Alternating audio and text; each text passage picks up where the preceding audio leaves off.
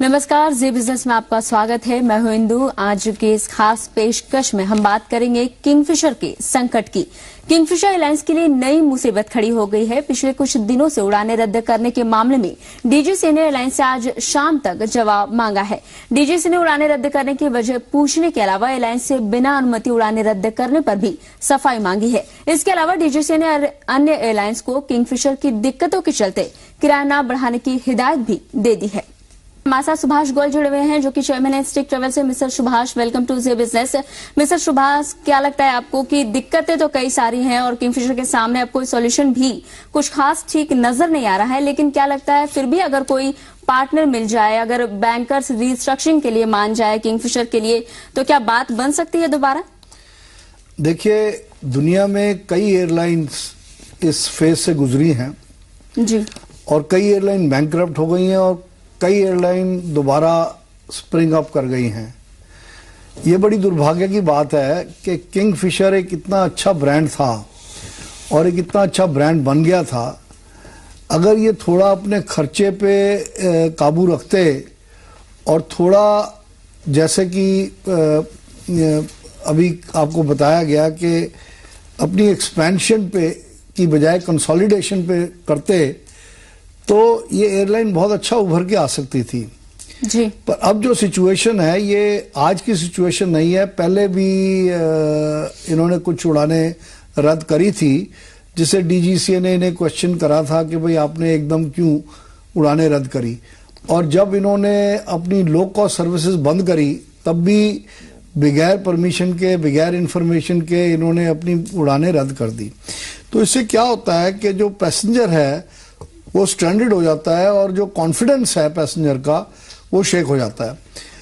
पर किंगफिशर के अलावा बाकी भी जो एयरलाइंस हैं उनकी स्थिति कोई ज़्यादा अच्छी है नहीं, और इसके कई कारण हैं और ये बड़ी सीरियस इशू है।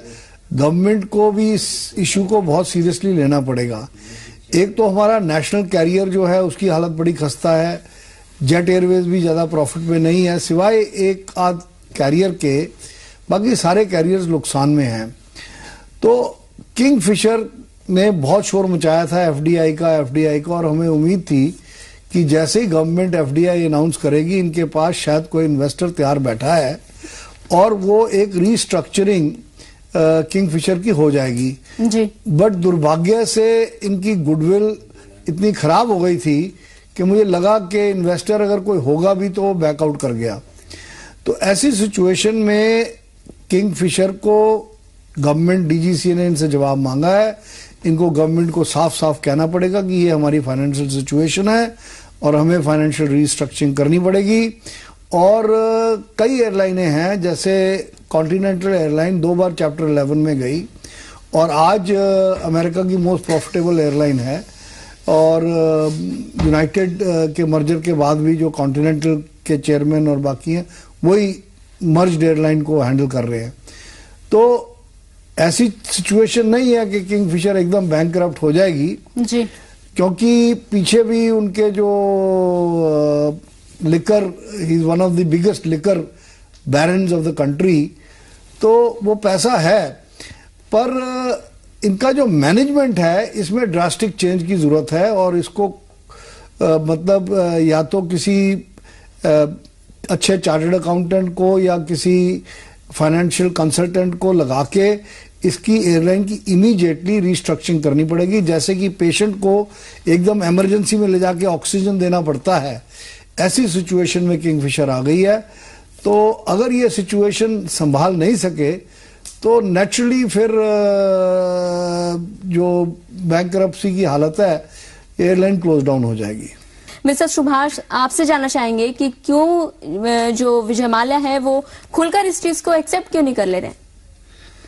देखिए, विजय माल्या जो है वो बहुत जबरदस्त ईगो है उसकी और सेल्फ रिस्पेक्ट भी है, और वो कभी हार मानने वाला आदमी है नहीं।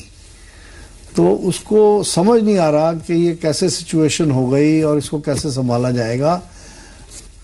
कोई भी आदमी उसकी जगह होता तो वो खुल के सामने आता और खासकर अपने कस्टमर्स को और लॉयल कस्टमर्स को आपको कम्युनिकेशन, जिसको एक CRM कहते हैं, कस्टमर रिलेशनशिप मैनेजमेंट, वो बहुत ज़रूरी था करना ऐसे मौके पे, और उनको बताना चाहिए था कि हमारी ये डिफ़िकल्टीज हैं, विल टाइड ओवर इट।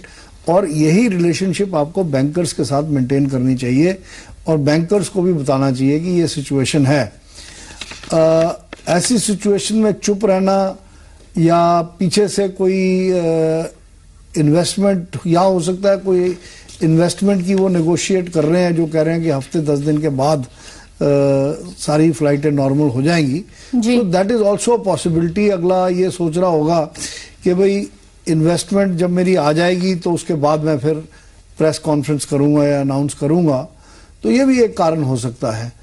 तो ऐसी बात तो नहीं है कि वो एकदम चुप्पी बैठ जाएगा या ऐसे, मतलब विजय माल्या एक बहुत ही जबरदस्त स्ट्रेटेजिस्ट है जी। और पर जब वो कहते हैं किस्मत का पड़ता है फेर तो मकड़ी के जाले में फंसता है शेर, जी बिल्कुल। तो वो सिचुएशन हो गई है कि ये शेर किंग ऑफ गुड टाइम्स था, ये बेचारा बैड टाइम्स